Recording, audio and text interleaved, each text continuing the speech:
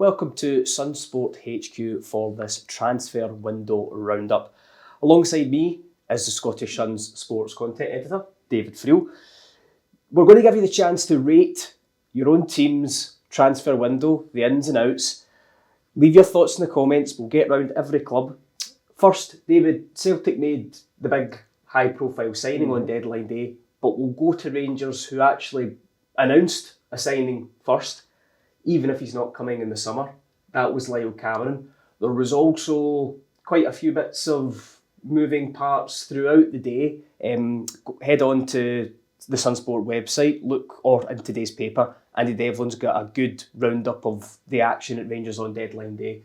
A lot of moving parts at Rangers. How do you think they'll be feeling after that? Yeah, look, Lyle Cameron obviously signed a pre-contract from Dundee. He's one for the future. Great young talent, Scotland under 21 cap. I think he's a very good player. Rangers weren't the only club interested in him, especially south of the border. Aberdeen also showing an interest in him. I think it's a sensible signing for Rangers. I think he's a guy who can play his part going forward. Philippe Clement and Niels Coppin clearly have high hopes for him. He's always been a guy, Lyle Cameron, who's really impressed me. So I think he'll hit the ground running at Rangers when he arrives in the summer. I mean, it might be the best for both parties. I mean, right now, this is probably a Rangers squad in transition. Don't want to get ahead of ourselves, but in the summer we'll also have a greater picture of Philippe Clement's future because we just don't know how the season will end. But he'll come in as a player with a lot of potential. He's a Scottish player, so he's homegrown.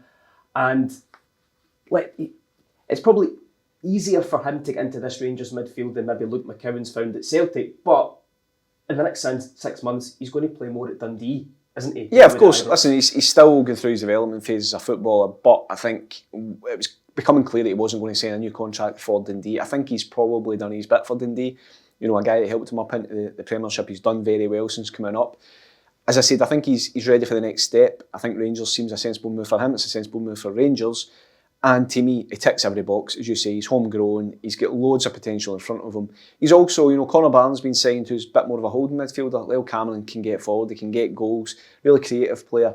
And everybody you speak to about him talks about his amazing attitude, his amazing mentality. So, look, he's got a big job in his hands to try and get into the Rangers' first 11 come the summer. But he's clearly a young boy with the right attitude. Another young boy who came in was Rafael Fernandez. We just don't know a lot about him yet. We've seen a debut for him at the weekend there. Young player coming in from another league. Yeah. Again, at 6 months. We just don't quite know what to make of that one yet. But what we have seen is Clinton Nsiala seems to be coming on the game. So there's... Yeah, I think Nsiala has been, since he came into the team, he's hardly put a foot wrong. Look, his first game against Dundee was tough in the sense he was up against some experienced guys, especially Simon Murray, guys like that. Never started great for him. I thought he'd come on to a game. I think since then he's been excellent. You know, he looks the part, good on the ball. I think that's kind of underrated aspect of his game. He's passing out from the back is really, really good, whether short or long. He's got pace, a big guy.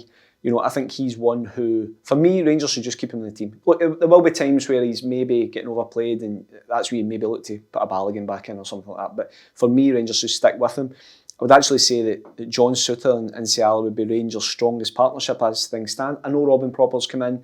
You know, he's been up and down. For me, I think Rangers need to look to the future. I think as a solid two, Nsiala and Souttar would be the best ones. In terms of Fernandez, we don't know, but the signing did fit into the Rangers model. Rangers didn't want to just go and sign a 35-year-old on loan just to fill in for the rest of the season. They want to see a guy who potentially could become a full-time signing come the end of the season. I'm sure he will get chances going forward. Obviously, Rangers have had so many injuries at the back line, and Philippe Clement needed another body in there. I suppose our question is, should they have got other bodies elsewhere? So in terms of the ins and outs at Rangers, they saw Zach Lovelace and young Connor Allen leave. Kieran Dowell, Rabbi Matondo left earlier in the window, but Cyril Dessers stays there. Tom Lawrence is still there, despite the fact they might not have too much of a future. But I was surprised that the kind of lack of getting big names out and maybe just even getting some more depth in. Yeah, I think you saw a change, a bit of a shift from Philippe Clement over the last few days after the European qualification and the extra money that brought. You know, finishing top 8 was $2 million extra. I just felt Rangers would maybe add a bit more at the top end of the pitch. If you look at the injuries just now, Danilo, Oscar Cortes hasn't really featured. As you say, Rabbi Matondo's gone. Okay, that guy wasn't, those guys haven't been playing from the starting games, but they've still been contributing to the squad. I felt as if Rangers, you know, they're asking a lot just now of Igamani and Dessers, as you mentioned. Ryan. So I just felt Rangers maybe add one more, and I think Philippe Clement, judging by his comments about, oh, you need to ask the board and they know what I want, I think Rangers did have a look, and I'm a bit surprised they didn't just add maybe a bit more extra quality or extra depth, at the top end of the pitch. Yeah, if you look at our colleague Andy Devlin's wrap-up of the Rangers transfer window, they did try and sign a winger. We don't know who it was and what sort of deal that would have been, but for the Rangers fans, leave your comments. Let us know how you would rate the team's transfer window, A, F, C, B. You let us know. So on to Celtic. Yes. The big deadline day signing was Jeffrey Schlupp. It was a name that we hadn't really, we forgot what a Jeffrey Schlupp was until about 4:30 yesterday. He comes in and he fills sort of 1.5 spots. I think maybe 3.5 spots. If you look at Jeffrey Schlupp's career, he has played all over the pitch. He is, it's been trailed as a left back, his left back cover because Alec Valle is gone. But he's played at left back, he's played at left wing, he's played in a midfield three, he's played in the right as well at times, even though he's left-footed. He's a guy with huge experience, 32 years old. He has, I think, 280 Premier League appearances for Leicester and Crystal Palace. You're clearly getting a guy that knows his way around the football pitch. Mm-hmm. To me, it's a good signing. I think he'll come in and I think he'll be a good presence about the place. I think, as I said, he can fill in various different positions. He'll certainly lighten the load for Greg Taylor and maybe one of the midfielders and maybe even a winger. Some big games coming up, especially with Daizen Maeda suspended for the first Bayern Munich game. So it'll be interesting. I think that one made sense, Ryan, on deadline day. Okay, it didn't capture the imagination maybe, but I think if you look deeper into it and you look at his experience, he's a solid pro and a guy who should come in and make a contribution. Because we know that Brendan Rodgers wanted a left back, a winger and a striker. So he hasn't got quite what he wanted. He said he wasn't going to fall out with anybody. Yeah. And look, it's Jeffrey Schlupp in isolation is a good signing. It's just I think maybe fans expected a little bit more. Yeah, I think the fans expected a little bit more because Brendan Rodgers was pretty clear to say that he wanted a striker, obviously with Kyogo going. Look, Jota was an amazing bit of business from Celtic, big money as well. We can't forget that in terms of a transfer window wrap-up. Kieran Tierney has been confirmed by Brendan Rodgers, if not Celtic, on a pre-contract. Always felt, Derek McGregor brought the news of Celtic's interest, Celtic's signing him on a pre-contract. Always felt it was going to be a tough one to do just in terms of Arsenal's commitments and the money side of things in January. However, the clear issue for Celtic would be the striker situation. Kyogo going, I think most Celtic fans understood it on the proviso that Celtic then go and get a striker. And the long-term top targets Celtic were willing to spend money, couldn't get it over the line for whatever reason. I don't think it reflects particularly well on the recruitment side of things, to be perfectly honest with you. We'll probably find out in the coming days why they maybe couldn't get their top targets over the line. They were then left to look at loan deals. Kelechi Iheanacho was one. Again, Derek McGregor brought that story. Celtic were in talks with him. He was keen to come, I believe. A Sevilla player, he ended up at Middlesbrough. Talks broke down with Celtic for whatever reason. There was others being looked at in the Premier League and in Europe, I believe. Celtic didn't get one over the line. I think that is the glaring disappointment of the window for Celtic. Maybe not even for the short term as well. Celtic will probably feel they've got enough to do for the rest of this season. However, it's long-term planning with a potential Champions League qualifier if Celtic continue as they are in the league. I think that was the one that the Celtic supporters certainly, given what Brendan Rodgers was saying, were keen to get in. It didn't materialise. Yeah, because the interest in Matthias Kvistgaarden has been around for a long time now. I wonder how he feels if, that's 2 or 3 chances you've had to sign there and it's not worked for whatever reason. David Strelec was a name we heard fairly late in the window. Yeah. He might be in the move as well now too. Yeah, and you always have to be... Look, January isn't an easy time to do deals. We know that. And you have to have the club in agreement, the player in agreement, the buying club, as I said, the buying club, the selling club, all parts have to come together. And I always remember a couple of weeks ago, Brendan Rodgers said there's moving parts to every deal. However, I think for the Celtic fans, they're mostly asking, well, if that's the case and there wasn't a plan A or a plan B or a plan C ready to go if Kyogo was sold or when Kyogo was sold, I think most Celtic fans are asking, well, why sell Kyogo?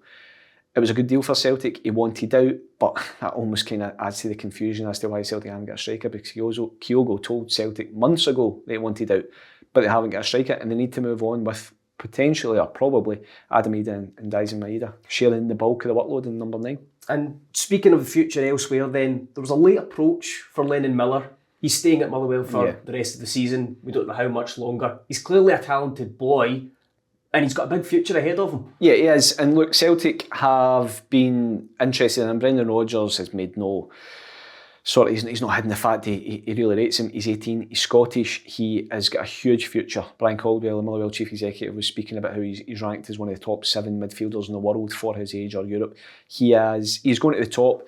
Celtic were interested, made an approach. Motherwell didn't want to sell. It never materialised on the final day as many expected it would. But I think that's one to keep an eye on for the summer. But I don't think Celtic will be alone in the summer coming looking for Lennon Miller. Yep, I mean we've seen Lewis Ferguson go across to Italy. We know there was interest from there, so he might be the latest Scot to head to Serie A. Stephen Welsh, Lenny Agbear, Odin Thiago Home, they've all left as well to go get some experience.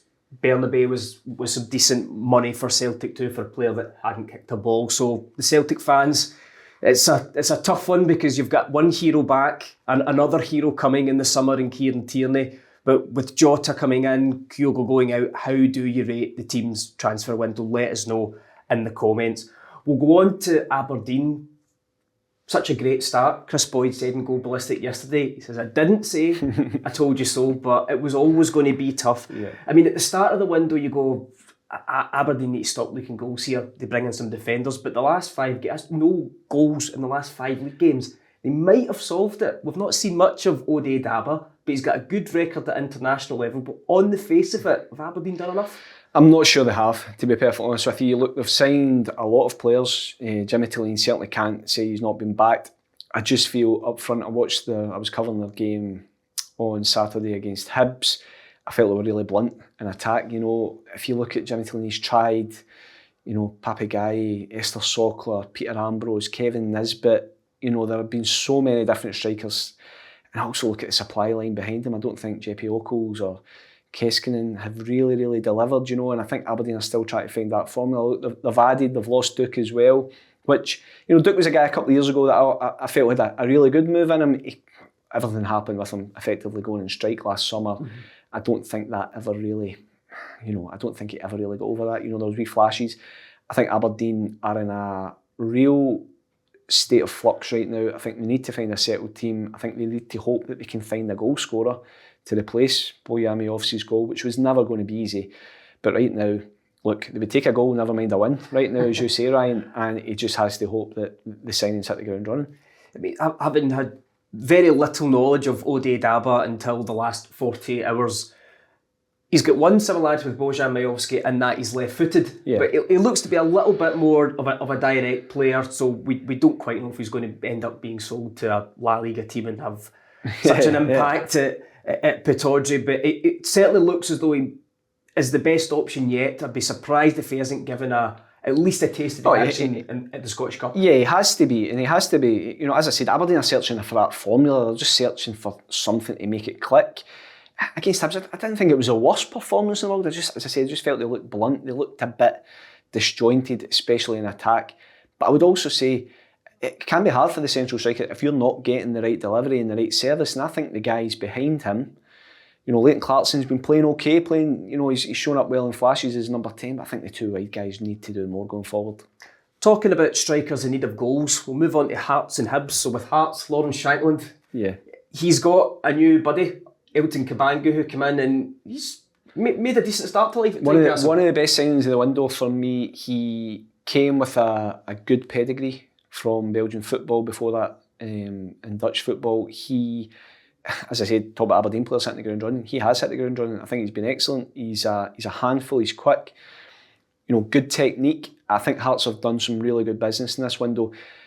I think they had to because of how bad their start to the season was. You also look at the very high profile use of analytics, and I think some of them people have been kind of left scratching their heads saying, well, do you need analytics to find Jamie McCart, for example, who is well known at Scottish football, or Harry Millen? But the research going into these signings, they should fit the model of play. You know, this is a very high-tech, algorithm, for want of a better word. You know, they do put a lot of thought, they do the research on their signings, and Hearts believe they have found some players who will fit into the model. All the players will fit into the model, and I can see Hearts continuing their momentum. I thought the result on Saturday was astounding.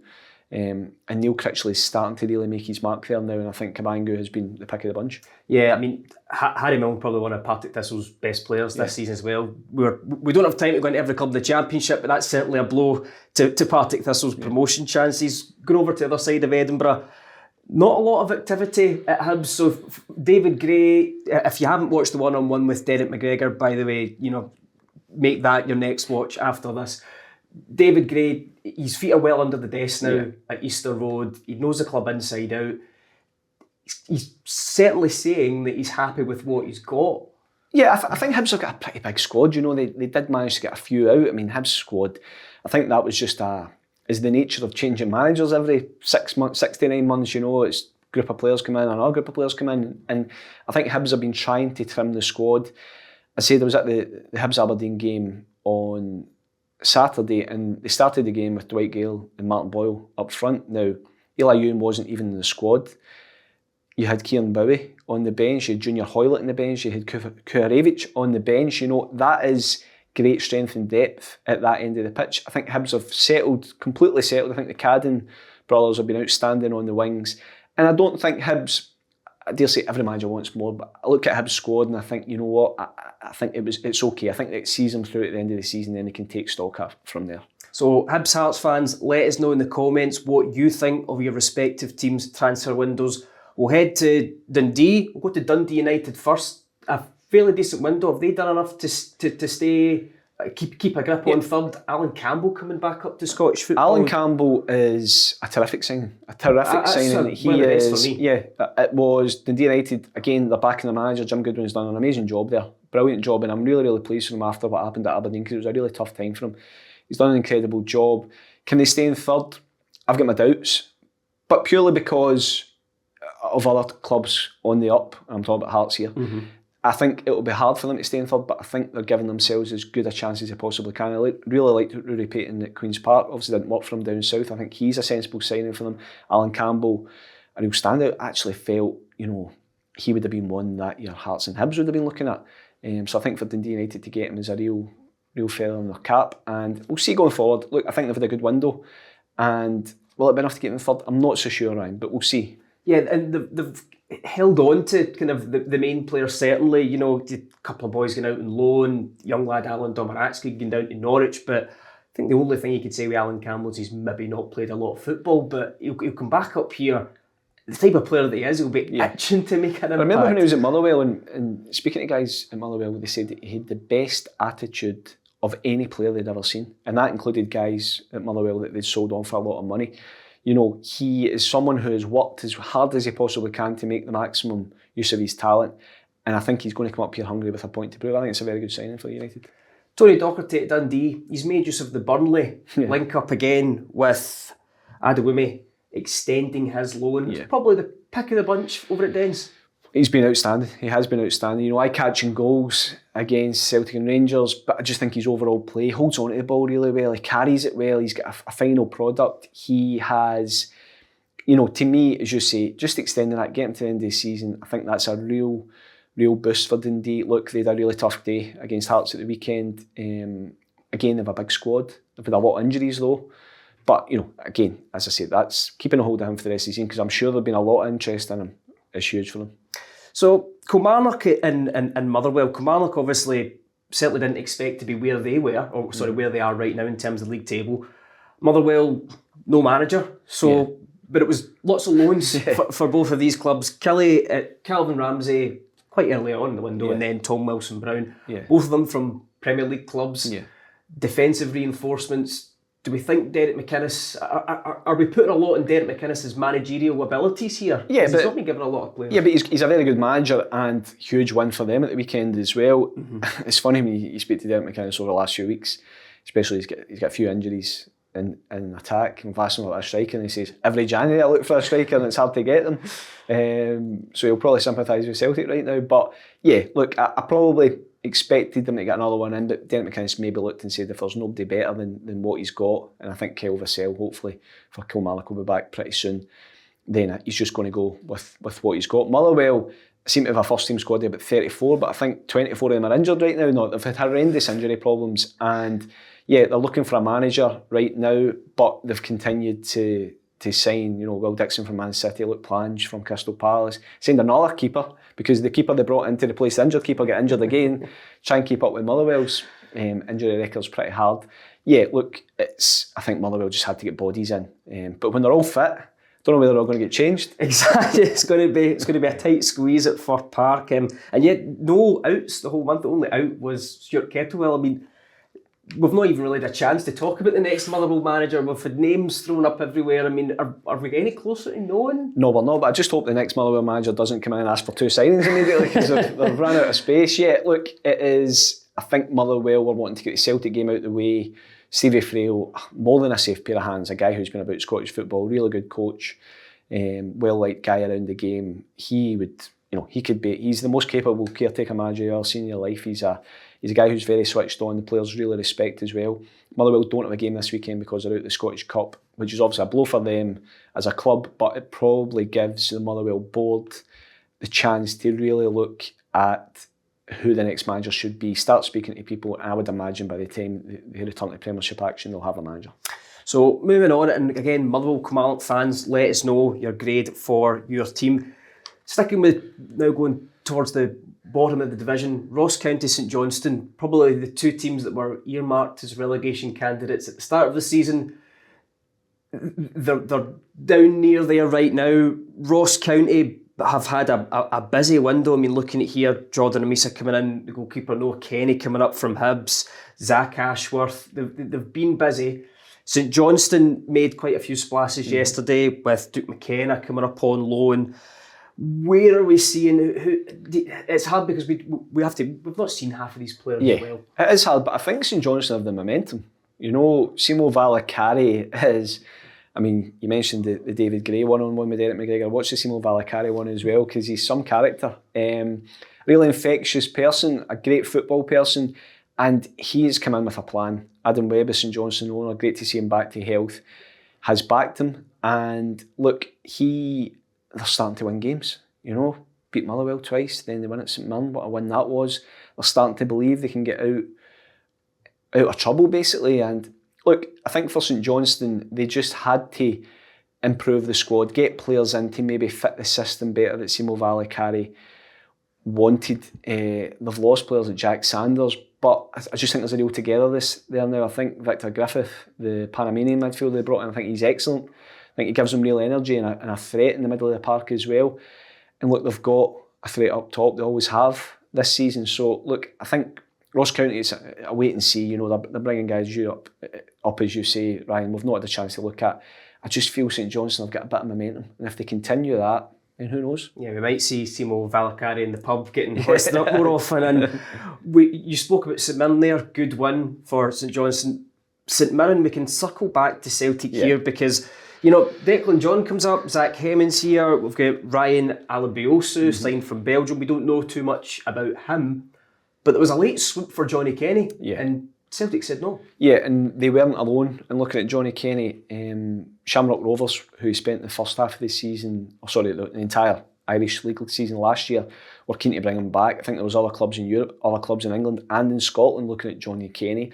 St Mirren had made a pitch, and I think they were hopeful they were going to get him. But the domino effect, they had to rely on Celtic getting a striker in. As we spoke about earlier, that didn't happen. So Johnny Kenny is staying at Celtic, and Ryan, I would expect him to get plenty of action over the next few months. Yep, Robert Grieve has more on that story. Check in today's paper or online. Johnny Kenny, so we've spoke, Daizen Maeda might have this chance to play through the middle. Who plays as a central striker first for Celtic if it's not Adam Maeda? Is it Maeda or is it Johnny Kenny? I think it'll be Daizen Maeda, but he's not Superman. Everybody's talking about him as well, he can fill in there, but he's also a first choice winger for Celtic. He's a starting winger just now, and Brendan Rodgers has made it clear that Jota, while clearly will be a first pick when up to speed, is not up to speed. He's hardly played for 18 months. I think Sunday was his first appearance at all since the middle of December, 6 weeks. So you need to give him time. So right now, Celtic will start with Daizen Maeda as a left winger. So Johnny Kenny, whether it's off the bench, as I said, Daizen Maeda can't be expected to play 90 minutes of every single game between now and the end of the season. He's going to have Japan commitments as well. Celtic need an extra body in there. That's why Brendan Rodgers was made it so clear that he wanted a striker. It didn't happen. Johnny Kenny would have probably been allowed to go on loan if Celtic had done that. he's now going to be pushed into the forefront for me. I think he'll play plenty of minutes. He'll probably be registered for the Champions League squad, and good luck to him. You know, he's a guy who come over, high hopes. He probably had to, you know, he's maybe a little bit frustrated to start with. He went to Shamrock Rovers, put in the hard yards, was outstanding in the UEFA Conference League, one of the joint top goal scorer at one point. I can't even remember if he finished as joint top goal scorer, but did his job over there. And as I say, you said St Mirren were in for him. There was a lot more in for him, but he's going to get his chance at Celtic. So that's us just about done. Guys, leave your thoughts in the comments. Let us know who you think has had the best window, the worst window. Tell us your own team's thoughts. Just in terms of one signing, a kind of standout signing for you, David. The standout signing for me has to be Jota, just in terms of the ability of the player and the money. I like the signing of Alan Campbell. I like the signing of Elton Kabangu. And further afield, Scott Arfield for Falkirk. Yeah, great to see a Scottish football cult hero come back to the club where he started his career. I think Lyle Cameron's a good one for Rangers, even though he won't join in the summer. You know, when Hibs signed John McGinner, when Aberdeen signed Lewis Ferguson, they probably didn't envisage they were going to become the players they will. Lyle Cameron might not do that, but he fits the same sort of mould. So let us know what you guys think. Top signing of the window and your own team. And don't forget, like, comment, subscribe, and stay tuned to SunSport